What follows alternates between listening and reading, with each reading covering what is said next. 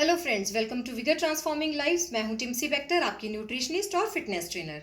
आज आपके लिए जो टॉपिक लेके आई हूँ वो लेडीज स्पेशल है। लेडीज स्पेशल, लेडीज की बहुत ज़्यादा डिमांड थी कि हमने प्रेगनेंसीज डिलीवरीज के बाद वेट लॉस करना है, वापस शेप में आना है, कैसे आए। और मेरे से पर्सनल क्वेश्चंस बहुत है कि आप वापस शेप में कैसे आए हो आफ्टर 2 डिलीवरीज, किस तरह से आए हो, सिजेरियन बर्थ के बाद कैसे आए हो। तो ये चीज़ आज आपको समझाऊंगी और कैसे करना है, किस तरह सिस्टमेटिकली शेप में आना है और अपनी हेल्थ को कैसे फिट भी बनाना है, उस सब के बारे में आज बात करेंगे। और अगेन, किसी भी टॉपिक के बारे में बात करने से पहले, जैसे मैं हमेशा बोलती हूँ कि थोड़ी सी साइंस उसके पीछे की आपने समझनी है।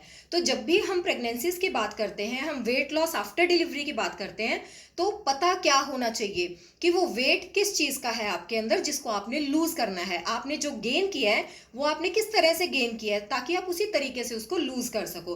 तो सबसे पहले आज इसके बारे में थोड़ा सा आपको बताऊंगी। और पोस्ट प्रेगनेंसी वेट लॉस में, अभी प्रेगनेंसी का जो वेट है 9 मंथ्स के ड्यूरिंग जो आप वेट गेन करते हो ऑन एन एवरेज, अगर एक एवरेज लेडी की बात करें से कि वो 50 केजीज है उसका weight, normally before conception 50 KGs था, लेकिन प्रेगनेंसी में उसने जो नॉर्मल कहते हैं साइंटिफिकली गेन करते हैं वो होता है अप्रोक्सीमेटली 14 केजीज वेट। तो 14 केजीज वेट जो है वो गेन हो जाता है, तो आपका टोटल वेट होता है 64। ये मैं एक नॉर्मल कंडीशन ले रही हूँ। बिल्कुल ऐसी नॉर्मल कंडीशन में क्या होता है कि वेट का इस 64 केजीज जो आपका बना है उसमें जो 14 केजीज आपने गेन किया, इसको ब्रेक डाउन करें तो कैसे आएगा कि प्लेसेंटा जो है, जो कि मदर और बच्चे को आपस में ज्वाइन करा के रखता है, वो सारा सिस्टम जो है वो हाफ केजीज का होता है। फैट्स और प्रोटीन्स जो आपने गेन करे हैं वो 3.5 केजीज के होते हैं अप्रोक्सीमेटली। बेबी का जो वेट होता है वो ऑन एन एवरेज 3 केजीज का होता है। ब्रेस्ट टिश्यू जो होता है, जो आप ड्यूरिंग प्रेगनेंसी गेन करते हो बिकॉज अब आपने बर्थ के बाद बच्चे को फीड भी कराना है, वो 1 केजी होता है। फ्लूइड जो एक्स्ट्रा और फ्लूइड आपकी बॉडी में जमा होता है वो 2 केजीज होता है। ब्लड वॉल्यूम, क्योंकि आपका ब्लड भी इंक्रीज होता है, वो अप्रोक्सीमेटली 2 केजीज होता है। यूट्रस का जो वेट गेन होता है, यूट्रस का साइज भी बढ़ता है, उसके टिश्यूज भी बढ़ते हैं, वो 1 केजीज होता है। और एमनियोटिक फ्लूइड, जिस फ्लूइड के अंदर यूट्रस के अंदर बेबी हमेशा रहता है, उसका वेट होता है 1 केजीज। तो ये वो डिस्ट्रीब्यूशन है 14 केजीज की। अगर हम नॉर्मल कंडीशंस की बात करते हैं तो हमने इस 14 केजीज को लूज करना है आफ्टर डिलीवरी। अभी उसमें हम समझेंगे कि इमीडिएटली आफ्टर डिलीवरी के टाइम पे ही अप्रोक्सीमेटली नॉर्मल कंडीशन ले तो 5 to 6 केजीज आपका वेट वैसे ही लॉस हो जाता है। वो क्या लॉस होता है, वो वेट कैसे आपका डाउन आता है, तो इसको समझना अब जरूरी है। देखो, सबसे पहली चीज है बेबी।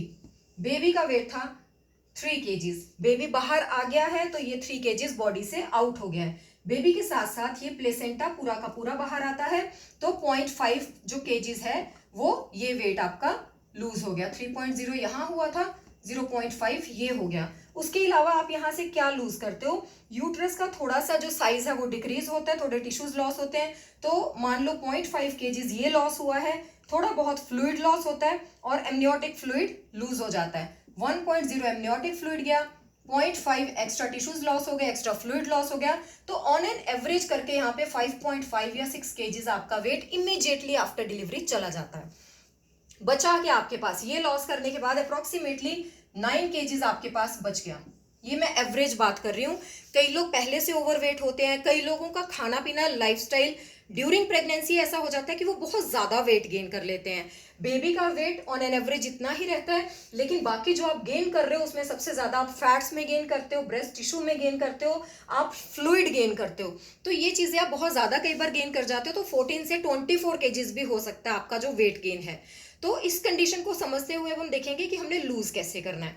जब भी लॉस की बात करते हैं तो कौन सी 2 चीजें हैं जो हमेशा काम करती हैं, डाइट और एक्सरसाइजेस। मैं हमेशा इसी चीज की बात करती हूँ। अब आपकी डाइट आपने कैसी रखनी है और एक्सरसाइज कैसी कर रहे हैं। सबसे पहला इसमें कंडीशन क्या है, चाहे आप मुझे अप्रोच कर रहे हो, सबसे पहली कंडीशन है कि 6 वीक्स आफ्टर प्रेगनेंसी, 6 वीक्स तक, डिलीवरी के 6 वीक्स तक आपने कुछ भी नहीं करना है। This is your recovery phase. आपका रिकवरी फेज है बिकॉज आपकी बॉडी एक ट्रॉमा में से निकली है। You have given birth to a child, जो चाहे सी सेक्शन से हो चाहे नॉर्मल डिलीवरी हो, दोनों में energy loss, blood loss, fluid loss काफी होता है। आपको बहुत ज्यादा वीकनेसेस होती हैं, तो 6 वीक्स का टाइम आपने रिकवरी पीरियड लेना है। उस रिकवरी पीरियड के अंदर आप नॉर्मल खाना पीना, जो भी खाना है, फ्लूइड इनटेक ज्यादा रखो, फाइबरस खाना खाओ, गैस्ट्रिक ना हो जाए। बहुत आपको घर में बताने वाले बहुत लोग होते हैं कि बेबी के लिए क्या चीज अच्छी है। अभी 6 वीक के बाद आप स्टार्ट कर सकते हो ये सोचना कि अब मैं अपनी फिटनेस को गेन करूं, नॉट कि मैं अपना वेट लूज कर दूं। वो आपने बहुत ज्यादा ब्लेस्ड हो कि आपने वो वेट गेन किया है, तो that is a blessing for you. उसको जब शेड करना है तो भी बहुत जेंटली शेड करना है। उसको शेड करते हुए सबसे बड़ी चीज ध्यान में रखनी है कि पर वीक आपका आधा किलो से ज्यादा वेट लॉस नहीं होना चाहिए। पोस्ट प्रेगनेंसी वेट लॉस में हम इस चीज को लेके बहुत ज्यादा स्ट्रिक्ट हैं कि जब भी डिलीवरीज के बाद वेट लॉस करना है, 1 हफ्ते में आधा किलो से ज्यादा वेट लूज कर रहे हो तो नुकसान है। आपको तो जो है सो है नुकसान, आपके बेबी को नुकसान है। क्यों? क्योंकि baby is dependent on you. 6 months तक आप बेबी को डेडिकेटेडली फीड कराते हो जब तक कि वो टॉप फीड पे, ऊपर के खाने पे नहीं आता। आपका ब्रेस्ट मिल्क जो है वो most of the fat cell से बना होता है। बाकी न्यूट्रिएंट्स, उन न्यूट्रिएंट्स में सबसे बड़ी चीज इम्यूनोलॉजिकल फैक्टर्स होते हैं, जिनको कि हम इम्यूनिटी बनाने वाले फैक्टर्स बोलते हैं। वो आपके ब्लड से बेबी को जाते हैं, वो ब्लड से सर्कुलेशन में जाके ब्रेस्ट मिल्क में जाते हैं। तो आप जब बेबी को फीड करा रहे हो तो आपको अपनी डाइट के बारे में बहुत कॉन्शियस रहना है, एकदम से क्रैश डाइट नहीं करनी है। एंड रिसर्च शोज दैट, बहुत सारी रिसर्चेज हुई हैं कि जो मदर्स इमीडिएटली डिलीवरीज के बाद 6 वीक्स या 2 मंथ्स के बाद एक्सरसाइजेज या डाइटिंग पे आ जाती हैं, उनके बेबीज में वीकनेस होती है। लाइफ टाइम उनके बेबीज की इम्यूनिटी स्ट्रांग नहीं होती, क्योंकि इम्यूनोलॉजिकल फैक्टर्स जो होते हैं वो ब्रेस्ट मिल्क से बेबी को ट्रांसफर होते हैं। तो बी वेरी केयरफुल। जो आपकी डाइट होनी चाहिए और जो आपका एक्सरसाइजेज होनी चाहिए वो इस तरह से डिजाइन होनी चाहिए कि आप आधा किलो से ज्यादा लूज नहीं करो। And if you are a lactating mother, आप उस लैक्टेटिंग फेज में हो, तो the biggest blessing is breast feeding. अगर आप बेबी को फीड करा रहे हो, feeding itself requires energy and that energy is consumed in the form of calories obviously. तो आप ऑन एन एवरेज एक दिन में 500 कैलोरीज सिर्फ और सिर्फ ब्रेस्ट फीडिंग में ही डाल देते हो। 500 कैलोरीज लूज होती हैं। That is why you feel more hungry, कि ज्यादा भूख लग रही है, because I am feeding somebody.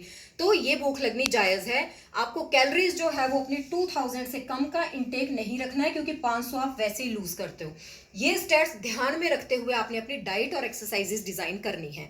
Diet में जो डिजाइनिंग करनी है उसमें एक्सेस फैट खाने की कोई जरूरत नहीं है। वो रिच इन न्यूट्रिएंट्स होनी चाहिए, और स्पेसिफिकली माइक्रो न्यूट्रिएंट्स, जिनका कि लॉस होता है डिलीवरी के टाइम पे। उन माइक्रो न्यूट्रिएंट्स में कैल्शियम और आयरन बहुत ज्यादा इंपॉर्टेंट है। ऐसी डाइट खानी है जो कैल्शियम रिच हो, आयरन रिच हो।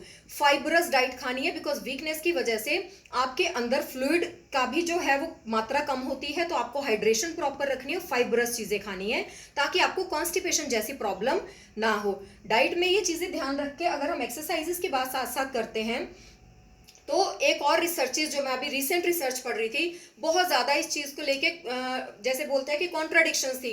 बहुत सारी मदर्स बोलती हैं मैं तो नॉर्मल डिलीवरी था, तो within 1 week I was totally fit, so I started with the exercises. थोड़ी बहुत स्टार्ट करी, उसके बाद I am going for walk also, I am taking my baby out. ऐसे सारे स्टैट्स को लेके जो रिसर्चेज हुई हैं, उन्होंने बताया है ये कि जो मदर्स रिगरस एक्सरसाइजेस कर रही हैं even after 6 weeks of delivery, अगर आप सोचो इमीडिएटली जिम जाना स्टार्ट कर दो, जिम भी नहीं, घर में ही आप ज्यादा एक्सरसाइजेस कर दो, या फिर आप वॉकिंग इतनी ज्यादा ब्रिस्क और बहुत ज्यादा कर रहे हो, तो ये रिसर्च ने बताया है कि वो जो चीज है वो आप में इम्यूनोलॉजिकल फैक्टर्स को अगले 1 घंटे के लिए बहुत डाउन ले जाती हैं। और उस पीरियड में अगर आप अपने बच्चे को फीड कराते हो, तो सबसे पहली कंडीशन आप नोट करके देखना, बच्चा नेचुरली उस टाइम पे फीड को रिजेक्ट करता है। Why? Because the taste of milk changes. अगर आप रिगरस एक्सरसाइजेस पे एकदम से आ गए हो, रिगरस एक्सरसाइजेस करते हो, उसके पीछे बहुत सारी केमिकल हिस्ट्री है कि बॉडी के अंदर आपके केमिकल्स कैसे चेंज हुए ड्यू टू एक्सरसाइजेस। जो नॉर्मल कंडीशन में मैं बोलती हूँ एक्सरसाइज स्ट्रेस हार्मोन्स को कम करता है, ये हार्मोन रिलीज कराता है, इस हार्मोन को बैलेंस करता है, तो वो सारी चेंजेस अंदर हो रही हैं। लेकिन उन चेंजेस के साथ आपका बच्चा आप पे डिपेंडेंट है, तो उसके ब्लड में वो पास ऑन हो रही हैं। तो कुछ एक न्यूट्रिएंट्स ऐसे पास ऑन होते हैं, मिल्क का जो टेस्ट है वो चेंज होता है, इम्यूनोलॉजी के जो फैक्टर्स हैं वो कम हो जाते हैं, जिससे कि बच्चे की इम्यूनिटी वीक चली जाती है। तो सबसे पहली चीज, आपने रिगरस एक्सरसाइजेस नहीं करनी है, you have to start doing the walking. सबसे पहली जो इमीडिएट एक्सरसाइज आपके लिए वो वॉक है। आप नॉर्मल वॉक कीजिए और during day time, full day, थोड़े स्पैन्स में आप छोटे छोटे शॉर्ट्स एक्सरसाइजेस के दीजिए। आप एकदम से 1 घंटे वाली एक्सरसाइज, आधे घंटे वाली एक्सरसाइज बिल्कुल मत करिए। और उस छोटे छोटे शॉर्ट्स में आपका बेबी आपका सबसे बड़ा रिसोर्स है। बहुत लोगों को मैं ये चीजें नॉर्मली सिखा चुकी हूँ, उनकी कंडीशंस पे डिपेंड करते हुए एक छोटी सी एग्जांपल दे देती हूँ कि बेबी को लेके आप नॉर्मल यूं स्विंग भी करते हो हल्का हल्का, बेबी को कभी तेज नहीं झुलाया जाता। आप अपनी बॉडी को ज्यादा मूव करते हो, आप बेबी को खेलते हो, थोड़ा सा ऊपर उठाते हो, सिर्फ बेबी का ही वेट कैरी करते हो, वो भी आपके लिए कैलोरी बर्निंग प्रोसेस है, बिकॉज आपकी बॉडी उस टाइम बहुत वीक है। और सेकेंडली एक वॉक हो गई, नॉर्मल स्ट्रेचिंग एक्सरसाइजेस होगी। जो दूसरी चीज मैं बहुत एम्फेसाइज करती हूँ डिलीवरीज के बाद, वो ये है कि आपने अपने बड़े मसल्स पे काम करना है, आपने मसल्स की स्ट्रेंथनिंग पे काम करना है, आपने मसल्स की स्ट्रेंथ बढ़ानी है। क्यों?